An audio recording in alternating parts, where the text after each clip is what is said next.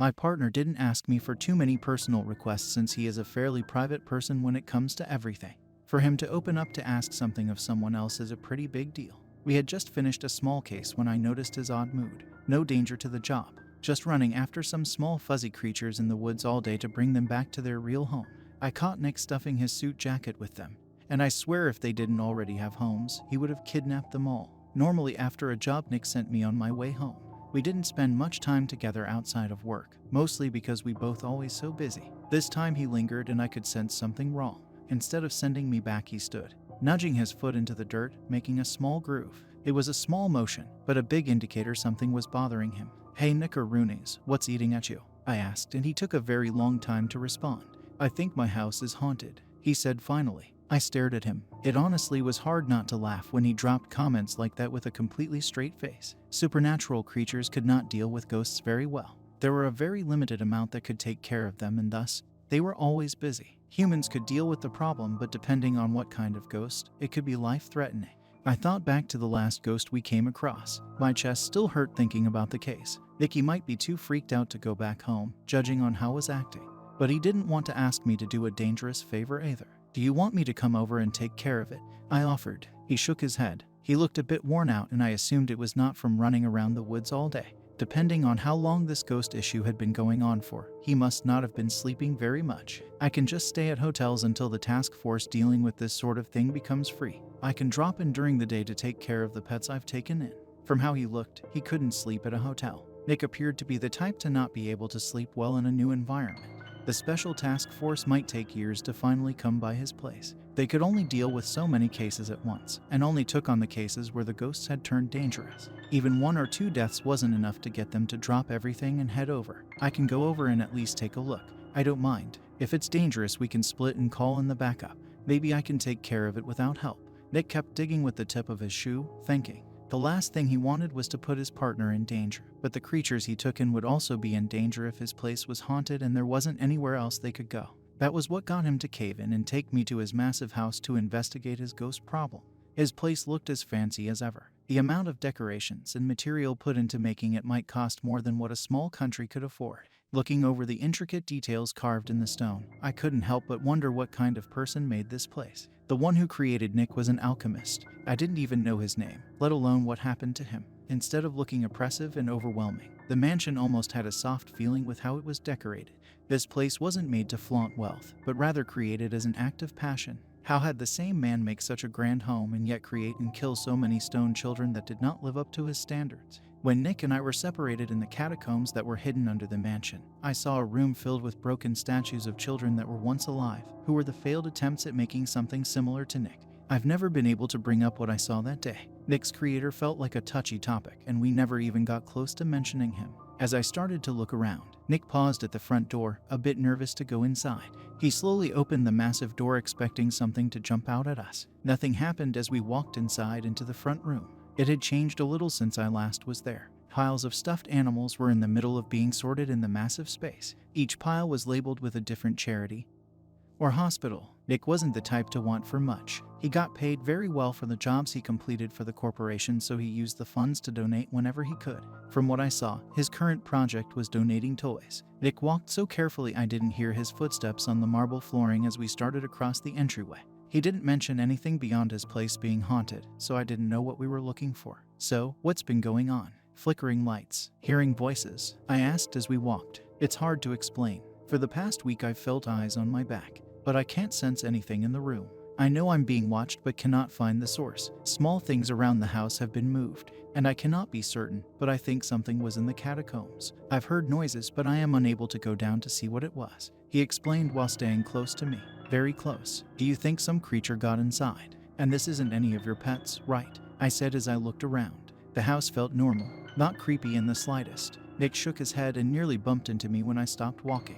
If I didn't know any better, I would think he was scared and yet tried to act cool. I assumed ghosts creeped him out but didn't think they would scare him this much. Nothing can get past the barrier. If something did force through, I would have known or would sense another living creature in the house. So, the only other option is a not living thing, I suggested. Nick nodded, his face looking a bit pale. If he had a reason to be this frightened, then I should be as well. His reactions were making me nervous. I almost debated on letting him stay at my place and wait until the professionals showed up. That was my own weakness talking. I swore I would do better and help out my partner, and that was what I was going to do. Looking through his place would be easy enough. It would just take us a while. Alright, let's start looking. Show me the places where you fell off first. We'll go through this entire place if we need to. Silently, Nick showed me along to the second floor. There are so many rooms in the house it was impossible for one person to use them all. I wondered what he was even doing on the second floor. Surely, he could just use the rooms on the first floor, closer to the kitchen. He opened a door to one room, showing off how he turned it into a garden of sorts. He had installed overhead lights for the rows of different plants, some of which I'd never seen before. A few were locked away in glass cabinets to prevent anyone from touching them. Nicky sure did have a lot of hobbies. I've been growing medical plants for the corporation.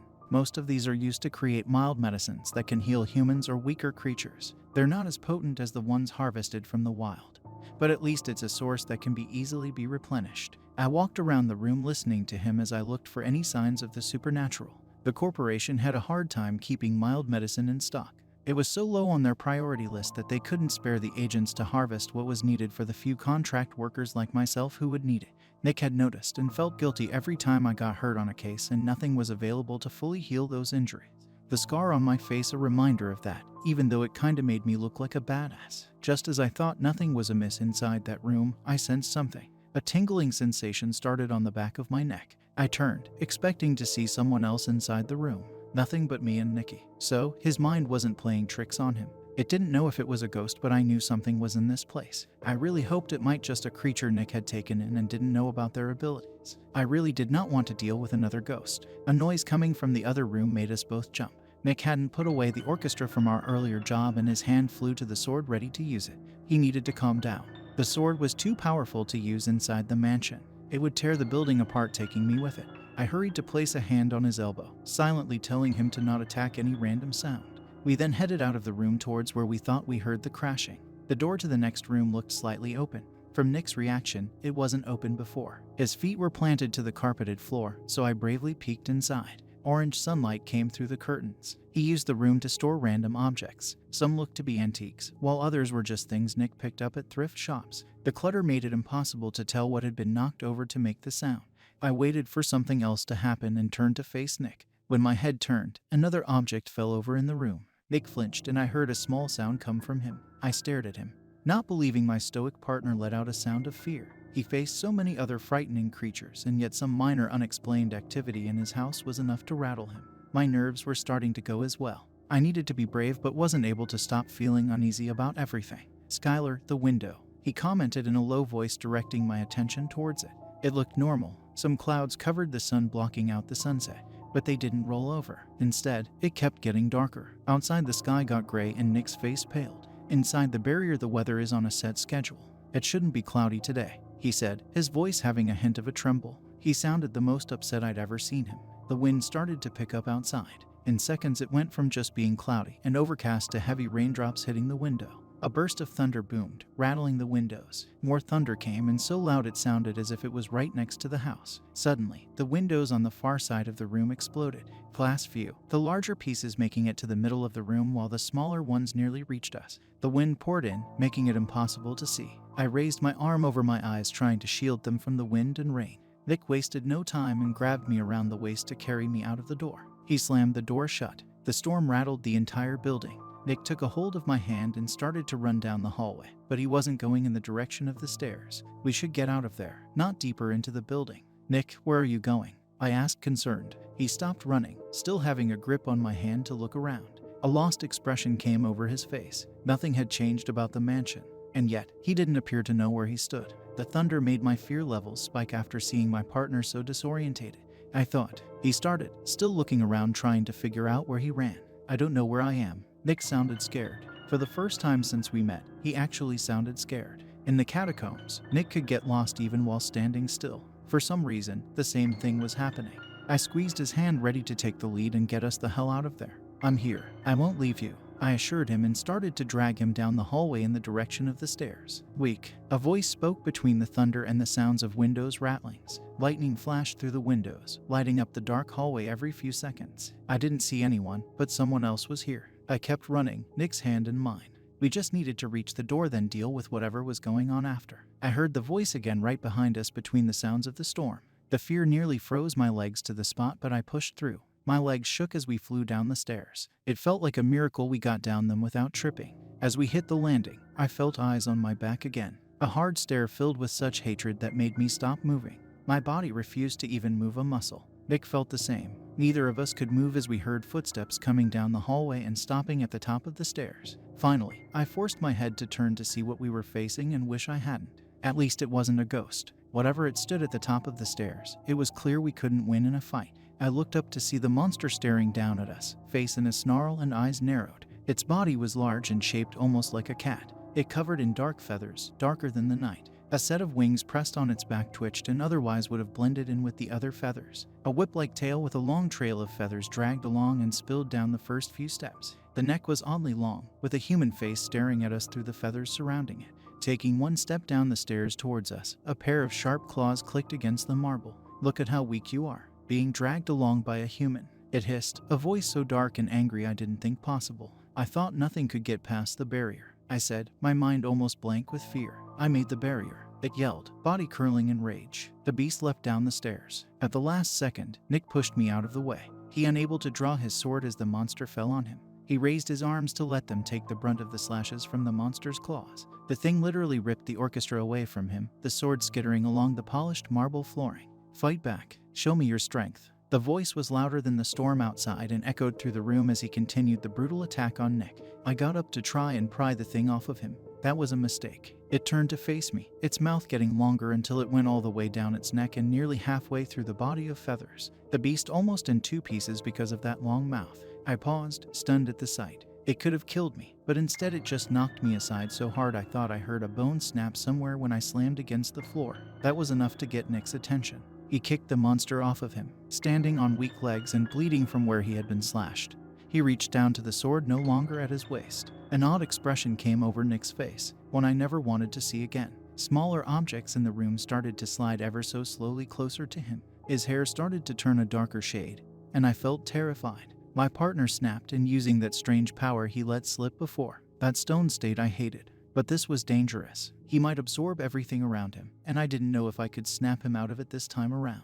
I needed to do something. Glancing over, I saw the orchestra being drawn into the pool. I forced my body forwards to snatch it up just as Nick moved towards the creature not looking like himself. What happened next so unexpected, it made me stop and forget my pain to watch. When Nick touched the creature, some feathers burned, but only the top layer. The monster turned its flexible body to face him, grabbing Nick's head in one claw. He slammed it down into the floor, breaking apart the marble. I cried out for my friend while clutching our only weapon. Whatever this monster was, it was way stronger than Nick. I didn't want him to lose control again, but I didn't want this. Again and again. It slammed his face down and I tried drawing the sword in my hands. The orchestra stayed stuck from fear. It was like the time when we faced the other dark creature during the cult case. I silently begged the sword to fight with me to protect the most important person in my life. The creature finally stopped its attack and it let out a yowl of rage. Weak, weak. Alabaster gave his life for something this weak. It screamed in fury. I had enough. A light vase had been thrown across the floor. I picked it up in a rage and tossed it at the monster, shattering it against its face but not doing any damage. I hated this thing for not just hurting my friend but also insulting him. After everything Nick had went through, how dare it call him weak? My face flushed from just how angry I was. "Don't you dare call Nick that," I shouted back. Before I could blink, the monster got face to face with me. Dark eyes stared into my very soul as all words in my mouth faded. Even if the orchestra had started to cooperate, I couldn't move my hand. The hot breath of the monster ruffled my shirt as it raised two front legs to wrap claws around my waist. "If he is not weak, then show me," it hissed. I felt as if I started falling as everything went black. I couldn't feel my body as I floated in that never-ending darkness towards something I couldn't see. I could feel that monster next to me, but wasn't able to see it. Time had no meaning as I drifted. And then a feeling of fingers prodding came. I couldn't feel my chest, but it was as if a set of hands were gripping my heart, then moving up towards my skull, inside my body that I was no longer a part of. I struggled, mentally pushing them away but failed. That thing found what it was looking for and painfully started to rip out sounds and images. So many flooded around, they all muddled together in a flood. I silently screamed, feeling almost violated for the hands taking something from my head so forcefully. As the images evened out and the sounds lined up, I realized what the creature was looking for. The bastard was sorting through my memories of Nick. It stayed beside me, watching moments in no real order. I could feel the rage building as we watched. Weak, just weak. The voice was hissing. It despised the fact that Nick got overpowered on some cases. It hated how he gave a small smile at times, and fumed over his kindness towards any supernatural pet he picked up. Our private conversations were on display, and they disgusted the monster for how normal they all appeared. I saw a flash of a memory when Nick first smiled. I wanted to see it again, and it came back for a few seconds. That surprised me. Maybe, just maybe, I could control some of this. It could sense my efforts, but it was so focused on watching through my memories to really notice. I knew I didn't have much time left as some memories started to repeat. An idea came to mind and I pushed on it. If this creature could see my memories, then maybe I could stall it and see theirs. It mentioned someone named Alabaster, so I gathered up all my strength and pushed on that. By the time the creature noticed what I started doing, it was too late. It let out a yell of shock and fought back in vain. I started falling again, but this time into the creature's past. Instead of watching what happened, I pushed myself so far, I landed in the creature's body, feeling the past. We were sitting in front of the door of the catacombs looking at a man with his back turned, his hair long and golden, nearly sparkling. Dressed in ornate robes, he would have been an impressive figure if his shoulders weren't slouched. "What are you attempting?" the monster asked the man. He didn't turn around to speak. Instead, he placed a hand on the ornate door. "I'll make the stone. I know I'm able. I need to bring her back." His voice sounded so strained it tore at my chest, and the man almost sounded like Nick. "Making the stone is not a test of skill. Alchemy requires sacrifices. Most alchemists are able to create a stone, but they cannot afford the exchange to use it. Not even magic can bring the dead back. It may be possible through your means, but are you willing to sacrifice everything for this goal?" the creature asked, sounding like a concerned friend. "I do not have anything left," the man corrected. As the memory faded and he walked through the door, I knew this would be the last time this creature saw Alabaster alive. As he watched him leave, the creature had one thought play in his mind. "So, I am nothing." It hurt. It hurt to know this monster would have given anything to the alchemist, but unaware of it himself. The next memory that came was the monster breaking down the door to the catacombs years later in a frantic pace. It hurt itself gravely by smashing through the spells keeping the door locked, and yet it still burst through. Pain exploded through his body as he slammed into the glass panel floor, crashing down below and onto the hard stone flooring. He put the pain to the back of his mind as he flew down the swirling steps with only one name racing through his mind. He couldn't explain it, but he knew something had happened to the alchemist. His body burned from the effort and yet became overshadowed by the dread in his chest. He didn't even pause at the bottom floor. Another door with a spell blocked his path, but he slammed his feathered body against it until it finally broke. A voice echoed through the dark stone pathways, and for a while the creature was unaware. He started calling out for his friend. Finally, he found the sight he dreaded most. He found the man who he respected the most, on his back in the middle of a large and nearly empty room. His face covered by a white cloth and his hands were folded over his chest. His blonde hair spilled out around his body, stained with dark blood from the sword sticking from his stomach. Alabaster had been dead for at least a day, if not more. The creature sank to his knees. A flood of emotion he had never felt before nor understood overtook his mind. The creature shifted to a more human shape so he could take Alabaster into his arms. He refused to leave that man's body behind to rot in the dark catacombs. He didn't know why the alchemist was gone, or who covered his face but yet didn't remove the weapon that killed him. Through his emotions, he could sense eyes on the scene. Glancing over, he saw the reason why the sword wasn't removed and why the body was left where it landed. A child looked at them through a doorway. The creature knew Alabaster created a stone, and yet it felt imperfect. Instead of grief, the creature grew angry. That emotion fluttered out simply because he was far too exhausted and hurt to fuel the rage. The stone may be imperfect, but the power it held would be dangerous. Turning away with dead weight in his arms, he looked over to the boy staring back. "You should rot down here. You are something that was never meant to see the sunlight." The creature left, carrying the only person he ever respected, and left behind the final thing the alchemist created.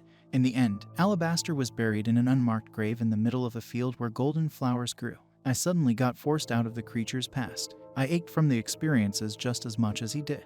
We both were next to each other in the darkness as the most important memories we owned played back. Mine was Nick's smile, and his was Alabaster's face grinning in the sun. The man's hair shorter, looking a bit younger. Alabaster looked a lot like Nick. His eyes and kind look were the same. Over the years, the creature was unable to get past Alabaster's death. When he heard about Nick being alive and above ground, he started looking in from time to time. A hatred started brewing. He may be able to heal over his friend's death if it meant something.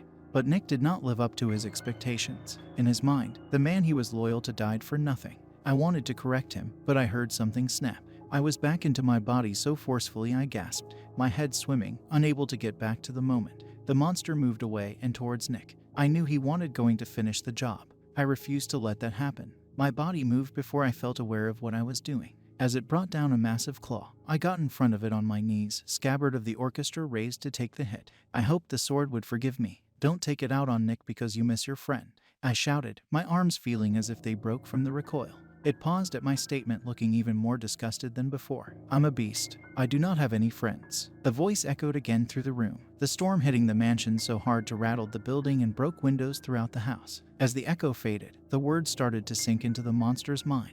It didn't have any friends. The one he did have died. It was a fact he knew, but didn't accept until he finally spoke the words out loud. The claw started to fall back to the ground, and the monster's face shifted back to an almost human-looking one. It sat like a cat, its long neck drooped and face looking towards the ground. "I do not have him," he spoke in a low voice, unable to stop the flood of emotions that came with the realization.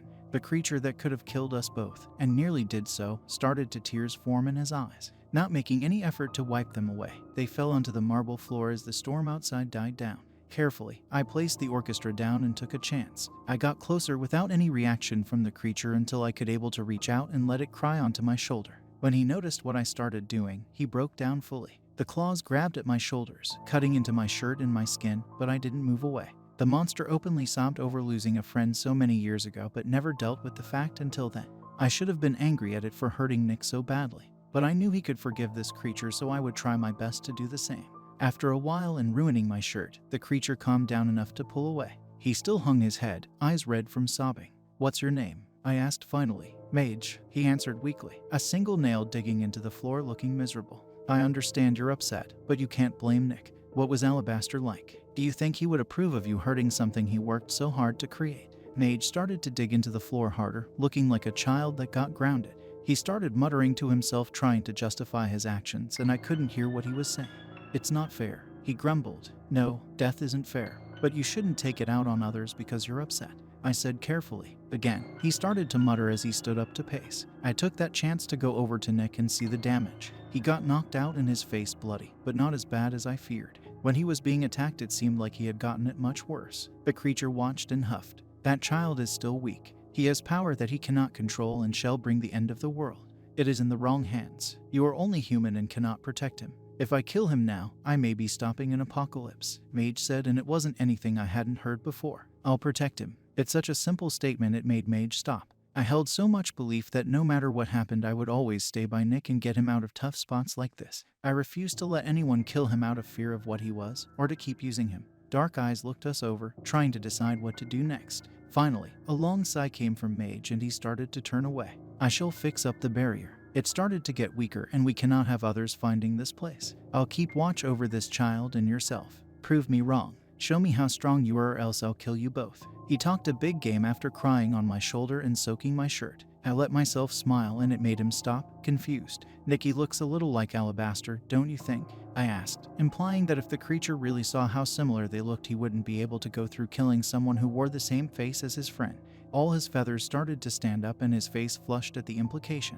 "I'll kill you both." Mage yelled an empty threat and quickly scurried away before his image could be further ruined. Somehow, we'd survived the encounter. I sat Nick up so I could clean his face off and look over his wounds. They were slowly healing, which was a good sign. He finally started to come to after Mage was long gone. He tried to stand up, convinced there might still a monster to fight, unsteady on his feet. It took me a few minutes for him to understand everything was fine. "What happened? Why did it leave?" he asked, still not understanding. He looked over my torn shirt, wondering how I made it out alive. "We talked it out," I admitted. It wasn't often that monsters just left after attacking someone and then having a chat.